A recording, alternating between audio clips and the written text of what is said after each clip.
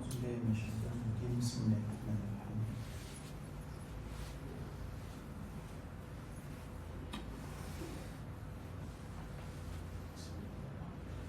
السلام عليكم ورحمة الله تعالى وبركاته. الحمد لله رب العالمين وبه نستعين والصلاة والسلام على أشرف الأنبياء والمرسلين سيدنا ومولانا وعلى آله وأصحابه أجمعين. سبحانك لا علم لنا إلا ما علمتنا إنك أنت العليم الحكيم ولا حول ولا قوة إلا بالله العلي العظيم. ونصلي ونسلم على النبي الكريم المصطفى صلى الله عليه وسلم وعلى آله وأصحابه وذريته والتابعين وتابعيهم بإحسان إلى يوم الدين. اللهم فقهنا في الدين وافتح علينا فتوح العارفين واجعل أعمالنا خالصة لوجهك الكريم. اللهم افتح بيننا وبين قومنا بالحق وأنت خير الفاتحين. اللهم ارزقنا علما نافعا وارزقنا فهما. Alhamdulillah, syukur pada Allah Subhanahu wa taala di atas izin dan rahmat Allah Subhanahu wa taala dapat kita bersama-sama pada tengah hari ini, diberi kesempatan dan diberi peluang oleh Allah. Mudah-mudahan dengan kesempatan dan peluang yang Allah Subhanahu wa taala berikan kepada kita, mudah-mudahan perbincangan kita pada tengah hari ini tuan-tuan diberkati dan dirahmati oleh Allah Subhanahu wa taala insya-Allah. Firman Allah Subhanahu wa taala, a'udzubillahi minasyaitonir rajim.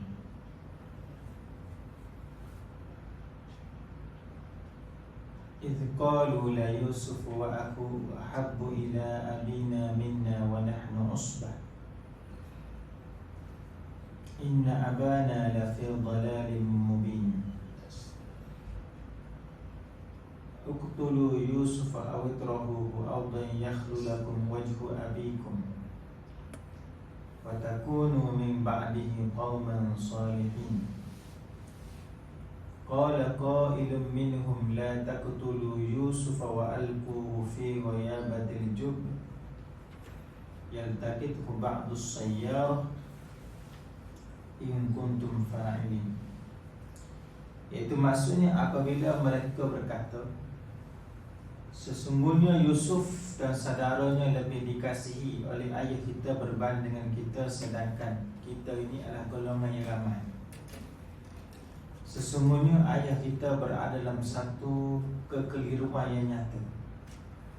Bunuhlah Yusuf atau membuang dia pada satu tempat yang jauh, supaya perhatian ayah kamu kembali semula kepada kamu. Dan selepas daripada itu, hendaklah kamu menjadi orang yang baik. Telah berkata salah seorang daripada kalangan mereka, janganlah kamu membunuh Yusuf, tetapi buanglah dia ke dalam suatu perigi yang jauh daripada manusia. Mudah-mudahan dia dikutip oleh mereka yang lalu di tempat tersebut, sekiranya kamu ingin melakukan perkara itu. Ini ialah kisah berkenaan dengan Nabi Yusuf dan juga saudara dia, yang mana mereka itu ittifaquhum ala ilqaihi fil bi'r, yang mana mereka itu bersepakat untuk membuang Nabi Yusuf alaihi salam ke dalam perigi. Dalam 3 ayat ini tuan-tuan, ayat yang ke-8, ayat yang ke-9, ayat yang ke-10, dalam 3 ayat ini Allah Ta'ala menggambarkan bagaimana sifat golongan-golongan Bani Israel, ataupun lebih tepatlah golongan Yahudi, sehingga daripada zaman dulu sampailah sekarang.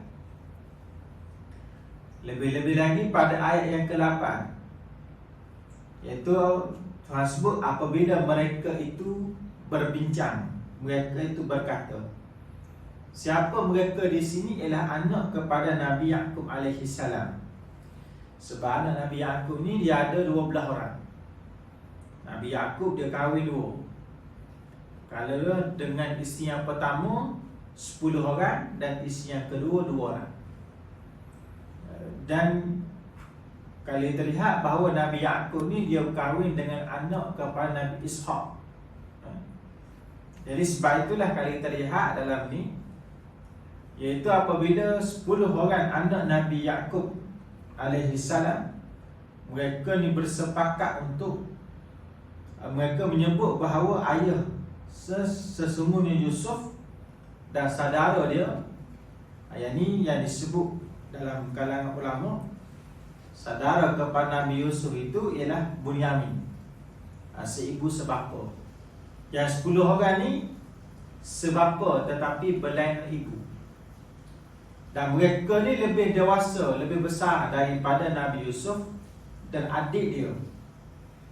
Sebab itulah mereka sebut bahawa ayah kita lebih kasih kepada Yusuf dan adik dia berbanding dengan kita. Sedangkan kita ni adalah golongan yang ramai. Yang ramai yang buat kerja, yang pergi mengembala kambing, yang buat kerja untuk maknanya untuk family ni. Yang tanggung family ni ialah kita. Yang ramai, yang seramai 10 orang ni. Tetapi kenapa ayah kita lebih mengasihi Yusuf dan saudara dia? Ini maknanya mereka sebut bahawa seolah-olah ayah mereka tidak melakukan keadilan. Patutnya yang buat kerja inilah yang lebih dikasihi, yang sara keluarga inilah yang lebih dikasihi. Tetapi kenapa ayah mereka melebihkan perhatian kepada Yusuf dan saudara dia berbanding dengan mereka yang 10 orang? Apabila kita lihat dalam ayat ini tuan-tuan, Allah menggambarkan bagaimana adanya sifat hasad dengki yang ada di kalangan anak Nabi Yaqub alaihi salam. Wujudnya sifat hasad dengki. Sebab tu bila mereka ada sifat hasad dengki, mulalah mereka untuk melakukan kejahatan dan kezaliman pada manusia. Sebab tu banyak kejahatan dan kezaliman yang berlaku disebabkan ada sifat hasad dengki, tuan-tuan. Sebagai contoh, ada seorang pada zaman Nabi SAW yang mana nama dia ni ialah Abu Amir Ar-Rahib. Orang letak nama dia ni Ar-Rahib, gelaran dia Ar-Rahib. Ar-Rahib ni maksudnya ialah pendeta, orang yang faham kitab, orang yang banyak beribadah. Sebab tu dapat title Ar-Rahib. Bukan senang nak dapat title Ar-Rahib, tetapi orang panggil pada Abu Amir ni Abu Amir Ar-Rahib. Sewaktu mana sebelum daripada Nabi ni dilahirkan, Nabi ni diutuskan, dia mendapat khabar bahawa Rasulullah ni akan lahir, Nabi akhir zaman akan lahir. Ini berdasarkan kepada kitab-kitab terdahulu. Kitab Taurat sebut, kitab Injil menyebut bahawa berkenaan dengan kedatangan Nabi akhir zaman. Sebab itulah dia ni berubah, ataupun dia ni membuat persiapan dari sudut ilmunya, dari sudut ibadahnya, dari sudut kerohaniannya untuk menyambut kedatangan Nabi akhir zaman. Dengan harapan selepas daripada Nabi selepas daripada Nabi diutuskan, dialah yang akan menjadi pendukung utama kepada baginda Nabi sallallahu alaihi wasallam. Ini yang kita sebut sebagai Abu Amir Ar-Rahib. Sebab tu kalau kita lihat ialah bagaimana golongan-golongan penduduk Madinah daripada Aus dan Khazraj, mereka ni mudah menerima Islam. Sewaktu mana Nabi ajak mereka pada Islam, dan mereka ni mudah menerima Islam. Mereka kenal Rasulullah. Sebab apa? Sebab mereka mengenali Rasulullah daripada lidah Abu Amir Ar-Rahib. Jadi Abu Amir Ar-Rahib ni dia yang mengajar, yang cerita berkenaan dengan Nabi akhir zaman. Sewaktu mana Nabi sampai di Madinah, daripada hijrah Mekah ke Madinah, Nabi jejak saja di Madinah, mula-mula dia tidak ada masalah dengan Rasulullah. tak ada masalah. Tapi lama kelamaan apabila majlis yang dia buat majlis ilmu, dia punya orang yang datang ke majlis dia makin hari makin berkurang. Ramai orang pergi pada Nabi sallallahu alaihi wasallam. Waktu ni lah timbul sifat hasad dengki dia. Dia dengki pada Rasulullah. Dia tak perhati dengan baginda Rasulullah. Waktu Nabi mengajar di Masjid Quba, Rasulullah ni dia akan pergi setiap minggu sekali, dan dia akan pergi ke Masjid Quba. Masjid Quba ialah masjid yang pertama dibina oleh baginda Rasulullah. Masjid yang pertama bukan Masjid Nabawi, tapi masjid yang pertama ialah Masjid Quba. Sebab tu ada kelebihan bagi mereka yang pergi Masjid Quba, dia ada kelebihan dia. Itu kalau orang tu dia daripada Madinah, dia keluar daripada Madinah dalam keadaan bersuci, kemudian dia pergi ke Masjid Quba, dia solat 2 rakaat di Masjid Quba, maka dia akan dapat pahala seperti mana mengerjakan umrah. Itu kelebihan bagi orang yang, di mana orang yang berada di Madinah, duduk di Madinah, keluar daripada Madinah pergi Masjid Quba.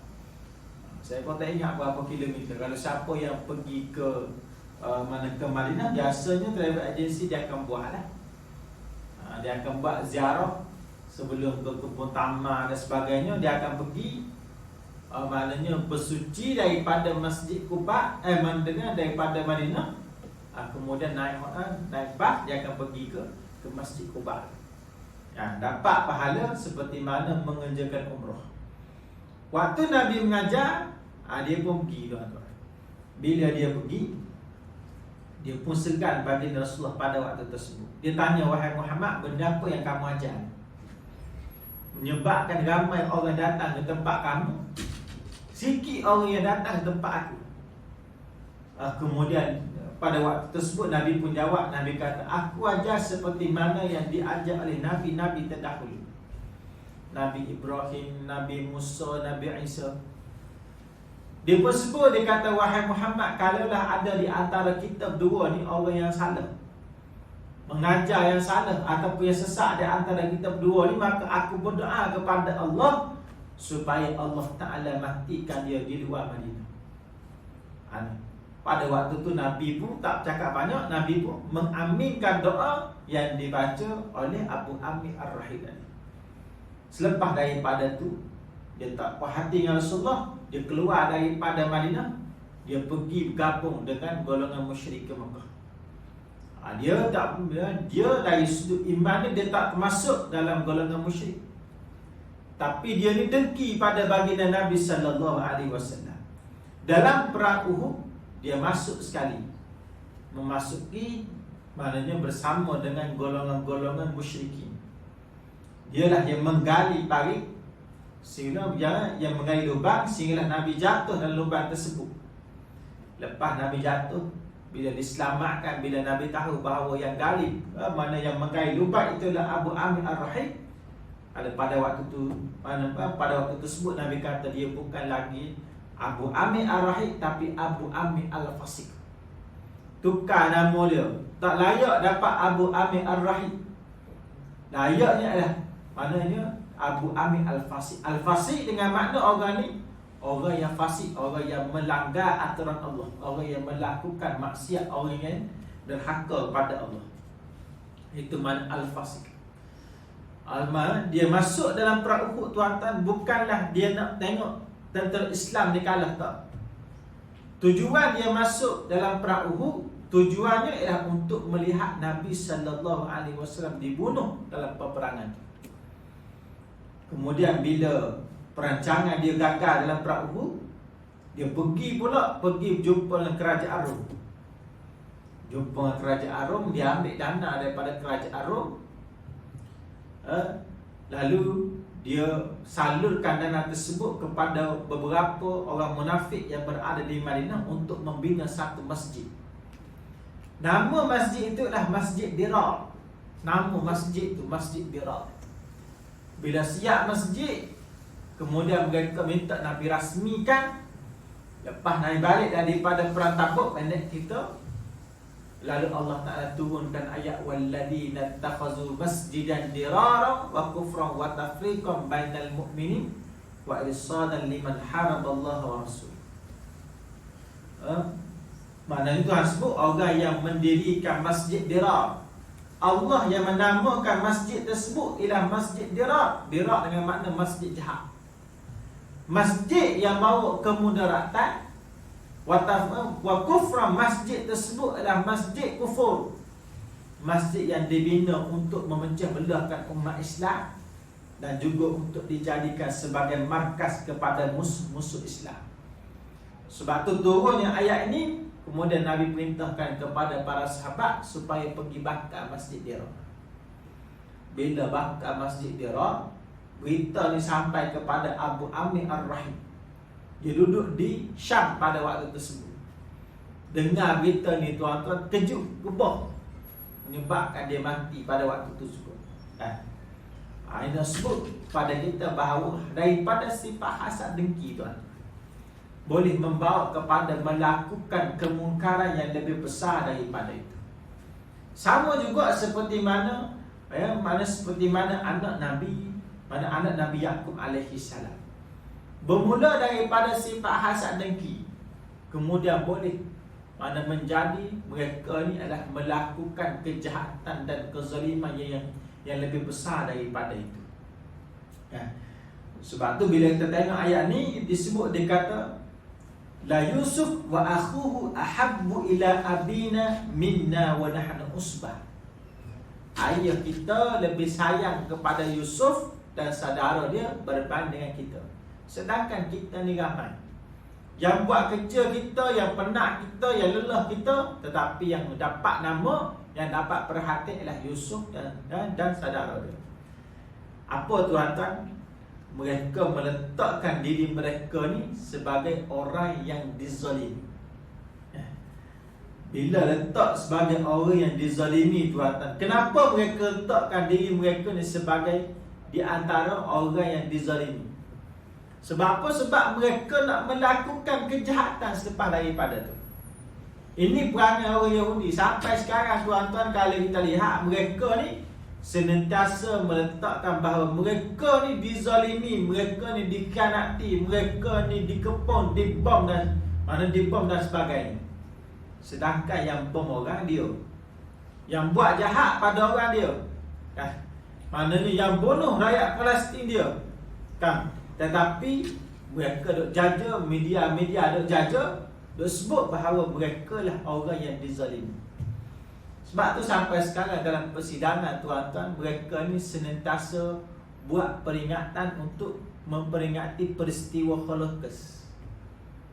Peristiwa Holocaust betul, mana betul ke, sahih ke, ada ke tidak ada, kita tak tahu. Mereka sebut bahawa Holocaust, mana peristiwa tu tentera Nazi bunuh bangsa mereka seramai 1 juta orang.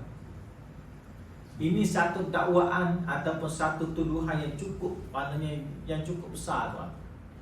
Kalaulah betul peristiwa Holocaust ni 1 juta orang, di mana kubur? 6 juta. Di mana kubur dia? Mereka duk mana buat, dia punya mana mereka duk buat supaya masyarakat dunia melihat bahawa mereka ni dizalimi. Sebab tu bila mereka dizalimi, seolah-olah menjadi tiket pada mereka untuk melakukan kezaliman selepas daripada. Sebab tu apabila mereka bom bumi Palestin, mereka akan sebut bahawa kami bom bumi Palestin, ialah disebabkan mereka yang bom kami dulu. Dan maknanya ialah sedangkan bahawa kalaulah tentera Palestin ataupun tentera Hamas yang bom ke bumi Israel, hanya beberapa orang sahaja yang mati. Tapi meletakkan dalam zon mereka yang dizalimi supaya apa? Supaya mereka ni mana seolah-olah menjadi tiket untuk mereka buat kejahatan selepas daripada itu. Macam itulah ada orang pergi masjid, bila pergi masjid tengok selipar hilang tuan-tuan. Tengok selipar hilang, lepas tu dia pun ambil selipar orang lain. Bila ambil selipar orang, orang tanya kenapa ambil selipar orang lain? Dia kata sebab orang lain curi selipar tu. Jadi dia tu dizalimi, orang curi selipar dia seolah-olah dia boleh curi selipar orang lain. Salah. Meletakkan diri mereka sebagai orang yang dizalimi. Sebab tu tuan-tuan ada dalam Perang Dunia Kedua yang ada satu kajian, Allah Alam tu tidak. Dia kata apabila tentera US mana tentera Jepun pergi bom Pearl Harbor di Hawaii dalam Perang Dunia yang Kedua, sebenarnya tentera US mereka ni dah tahu dah bahawa tentera Jepun akan bom mereka. Tapi mereka sengaja membiarkan tentera pengkalan tentera mereka dibom. Sebab apa? Sebab mereka nak menggunakan satu bom yang diharapkan dalam Perang Dunia Kedua untuk dijatuhkan di Jepun, di Hiroshima dan Nagasaki. Alah menjadi tidak adil tuan-tuan, orang pergi bom pengkalan tentera dia. Dia pergi bom rakyat mana manusia awam. Tak, maknanya tak adil. Yang matinya kalau tentera, maknanya tentera laut Amerika hanya beberapa orang saja. Tetapi yang matinya dalam maknanya dalam peristiwa pengeboman di Hiroshima dan Nagasaki ialah mana melibatkan ratusan ribu. Ini maknanya ialah mula-mula mereka meletakkan diri mereka sebagai orang yang dizalimi. Sebab tu setiap daripada kejahatan, kalau kita balas dengan kejahatan tuan-tuan, dia tidak akan menghentikan kejahatan tersebut.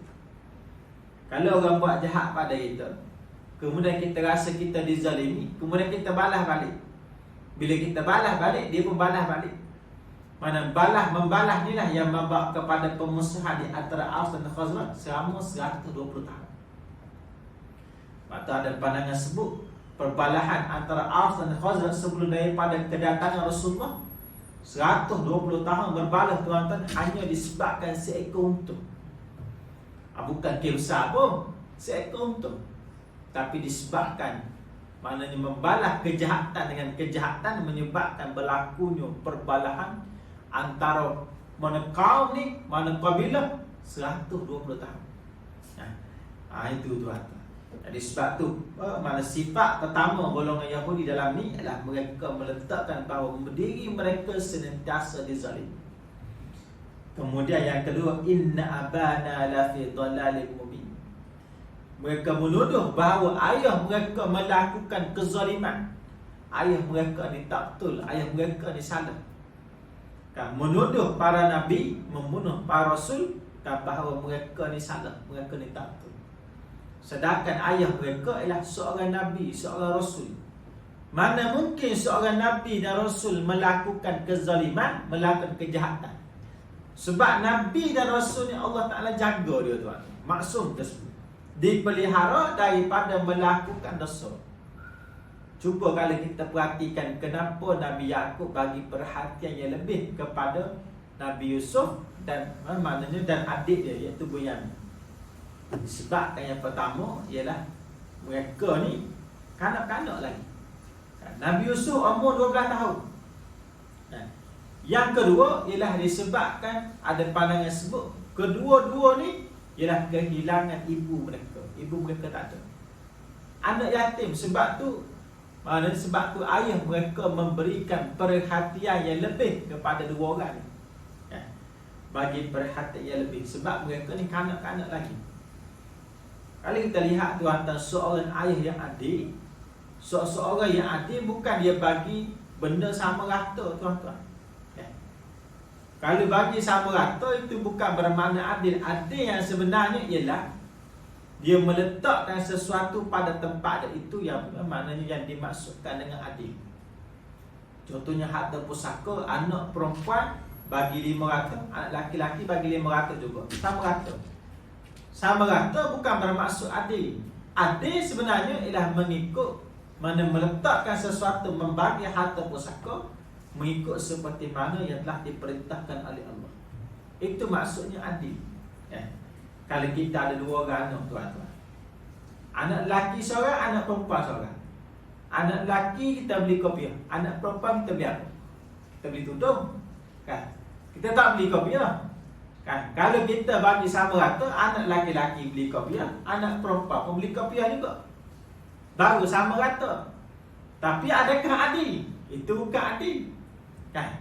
Itu maknanya stesen tak betul, tuan-tuan, kan? Putus wayar, ayah putus wayar bagi kepada anak perempuan kopiah juga, kan? Mana soal ayah yang adil ialah dia akan bagi tunduk pada anak dia. Sama juga dalam mendidik anak-anak. Kalau kita ada anak yang umur 20 tahun, kalau kita ada anak umur yang berumur 2 tahun, adakah sama layanan dia, tuan-tuan? Cara kita bercakap, kan? Cara kita jaga tak sama. Anak 2 tahun ni kita dukung dia.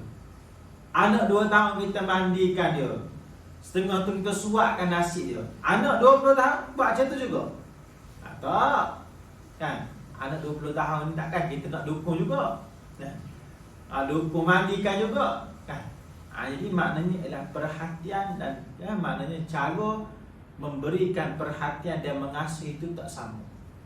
Sebab tu tidak boleh kita kata bahawa Nabi Yakub melakukan kezaliman kepada anak dia, tidak. Perhatian diberikan lebih kepada Nabi Yusuf dan adik dia disebabkan mereka ni kanak-kanak lagi. Sebab tu perhatian terlebih. Kalau mana jalan parenting tersebut, anak yang berumur 4 tahun bawah ni kita kena layan seperti mana raja. Anak yang selepas daripada tu barulah layan seperti mana orang biasa. Layan seperti mana raja ni kena layan je. Dan mana kita layan walaupun kita tak bagi benda yang dia nak, kan? Tetapi kita layan dia. Cara layanan tu, tuan-tuan. Itu sebab tu layanan pada anak ni dia berbeza-beza. Bukan bermakna kita tak sayang pada mereka, tapi dari sudut perhatian pendidikan tu mesti berbeza. Baik. Itu sifat dua sifat. Kemudian sifat yang ketiga Allah Ta'ala sebut lagi, mereka kata bunuhlah Yusuf ataupun buang dia. Ini sifat tiga yang ada pada golongan Yahudi. Mereka ni suka membunuh para Nabi dan Rasul. Mereka golongan Yahudi. Dalam ayat ni Tuhan cerita bahawa bila mereka sepakat mereka dizalimi, kan, ayah mereka tidak melakukan keadilan, kemudian mereka tu mencadangkan supaya membunuh Nabi Yusuf alaihissalam. Bunuh Nabi Yusuf ataupun buang dia kepada satu tempat yang jauh, ya. Tempat yang jauh supaya apa? Supaya perhatian, kasih sayang ayah mereka kembali semula pada mereka. Ini yang kita sebut sebagai sifat apa? Sifat hasad dengki, tuan. Sifat hasad dengki yang asalnya daripada diri, yang menyebabkan seseorang tu boleh melakukan kezaliman pada orang lain. Saya pernah cerita, tidak ada kisah yang pernah diceritakan oleh pensyarah saya dulu. Ada 2 orang, maknanya pasangan. Satu pasangan ni dia baru kahwin. Biasalah tuan-tuan, baru kahwin ni memang sweet lah, makan suap, kan. Bila baru kahwin ni maknanya dia punya jiran sebelah rumah dia dengki tengok dia. Tengok sweet, panggil sayang, baby ke apa, kan? Kalau di handphone tu, kalau mana sebulan 2 bulan berkahwin, dia letak nama isi dia, maknanya sayang ataupun mana baby. Kalau 10 tahun, kan, ada tu dia letak nama Cik Mamat, kan? Nama isi dia letak nama Cik Mamat, kan? Bila nampak Cik Mamat tu dia tak angkat. Nak sebut bahawa mula-mula kahwin ni memang sweet. Jiran dia tengok, tuan-tuan, jiran dia dengki. Bila dengki, bila suami tu pergi kerja, dia pergi jumpa dengan mana si isteri tu. Dia pun sebut, dia kata, kamu nak tahu tak tidak, petua ataupun cara kalau kita nak bagi suami tu sayang pada kita. Lalu dia, sebab orang yang baru kahwin mestilah nak, tuan-tuan, dia pun sebut, dia kata laki-laki ni dia amat suka kalaulah isteri dia mana pergi cukur janggut dia, jamban dia, waktu mana dia tidur. Dia amat suka sangat. Bila dia bangun tengok cuci, tu memang dia suka. Lalu menyebabkan mana si isteri ni kata tak apalah, dia nak try pada malam ni. Bila waktu petang suami balik kerja, dia jumpa dengan suami tu, dia nak jumpa dengan suami, dia sebut apa? Dia sebut, dia kata, kamu kena beringat, aku mendapat tahu bahawa isteri kamu cuba nak bunuh kamu pada malam. Ini mana kontra tuan-tuan. Dia taburkan fitnah. Akhir sekali waktu malam, mana si suami ni sebab dia baru kahwin kan, dia pun mana berwaspada lah. Dia ambil pisau, dia pun letak bawah bantal tuan-tuan.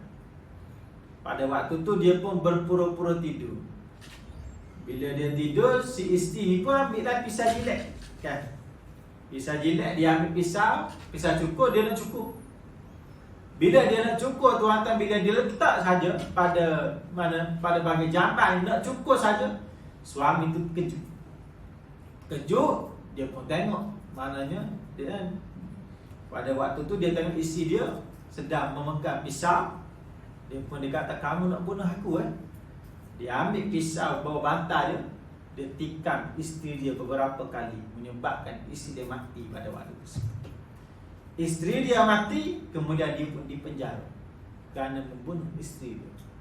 Dia tak soal banyak dah tuan-tuan, terus dia mengambil tindakan pada waktu tersebut. Hancur sebuah rumah tangga disebabkan apa? Disebabkan sifat hasad dengki. Sebab tu hasad dengki ni bahaya kan? Itu dia bermula daripada perasaan dalam hati, tapi dia boleh bagi mana kesan kepada seseorang tu melakukan kezaliman. Sebab tu kalau kita biarkan dosa-dosa kecil ni bernanam ataupun bertapak dalam badan kita, dia boleh membawa kepada seseorang itu melakukan dosa besar. Sebab tu bila kita buat dosa kecil pun kena bertaubat pada Allah. Dosa besar lebih-lebih lagi lah dengan taubatan nasuha. Jangan pandang rendah terhadap dosa. Sebab setiap daripada dosa besar yang dilakukan oleh manusia, biasanya dia bermula daripada dosa kecil. Dosa bunuh bagai contoh. Dia tak bunuh terus kan. Dia pukul orang dulu kan. Pukul orang, mana perahu orang dan sebagainya, guna pisau, dia toreng kan. Akhir sekali barulah membawa kepada pembunuh. Begitu juga dosa berzina. Dia tak terus zina kan. Mula-mula dia wasak dulu. Lepas dia wasak dia call. Lepas dia call dia ajak jumpa kan. Bermula daripada dosa-dosa kecil. Kalaulah tidak bertaubat, kalau tidak hentikan dosa tersebut, dia boleh membawa kepada dosa besar. Itu tuan-tuan. Sebab tu bila sebut dosa, orang mukmin dia pandang serius perkara tersebut. Yang dia tengok ialah bukan besar ataupun kecil, tapi yang dia tengok ialah bila sebut dosa itu merupakan kemurkaan Allah. Kalau dia tangguhkan waktu dia tangguhkan dia punya waktu dan masa dia bertaubat, maka makin lamalah kemurkaan Allah Ta'ala pada dia. Contoh kita buat dosa pukul 11, pukul 12 tak taubat lagi, pukul 1 tak taubat lagi. Mana fatrah masuk pukul 11, pukul 12, pukul 1, itulah waktu di mana Allah Ta'ala murka pada kita tuan-tuan. Sebab tu taubat ni dia kena bersegera kan? Dia tak boleh tangguh kan? Itu tuan-tuan. Kemudian mereka sebut bahawa bunuhlah Yusuf ataupun buah dia. Selepas daripada kamu buah dia, kamu bunuh dia, wa takunu min ba'dihi qauman salihin. Selepas daripada tu kamu jadi orang yang baik. Ni cuba tuan-tuan lihat ayat ni. Lepas buat jahat jadi baik, ni yang dimaksudkan ataupun yang mana perbincangan yang dilakukan oleh anak Nabi Yaqub alaihi salam. Lepas kita buat jahat, waktu muda buat jahat, lepas tu kita bertaubat pada Allah. Ini satu pemikiran yang bahaya. Sebab nak jadi baik ini bukan satu benda yang senang. Bila selepas daripada buat jahat, nak jadi baik bukan satu benda yang senang tuan-tuan. Bukan maknanya kita boleh kawal hati kita tiba-tiba nak pada kebaikan, lepas tu nak pada kejahatan. Bukan sebab mana bukan satu benda yang senang. Setiap daripada orang dia buat kejahatan, hati akan dihitamkan oleh Allah. Bila hati hitam, hidayah tak ada. Hidayah tak masuk dalam diri dia pada waktu tersebut. Kalau hidayah tak masuk, macam mana dia nak kepada kebaikan? Orang yang nak pada kebaikan ini, hati dia bersih tuan-tuan. Sebab tu bila hati kotor, hati hitam, sebutlah apa pun dia tak nampak dah. Dia tak nampak agama. Dia tak nampak dah kemurkaan, dia tak ada rasa perasaan takut pada waktu tersebut. Lebih-lebih lagi kalau dia rasa bahawa bila dia buat dosa, dia rasa biasa, dia tak rasa bersalah. Ini lagi bahaya. Jadi sebab tu jangan kita ada pemikiran lepas buat jahat jadi baik. Kejahatan tak buat lagi, kan? Kita tak lakukan lagi kejahatan tersebut. Rancang nak buat kejahatan tersebut, lepas kita buat kejahatan ni, kita jadi baik. Kena ingat bahawa kejahatan tu dia berantai. Bila berantai, dia susah nak berhenti. Bila sekali kita buat kejahatan, kita telah merelakan diri kita pada waktu tersebut untuk dikuasai oleh syaitan.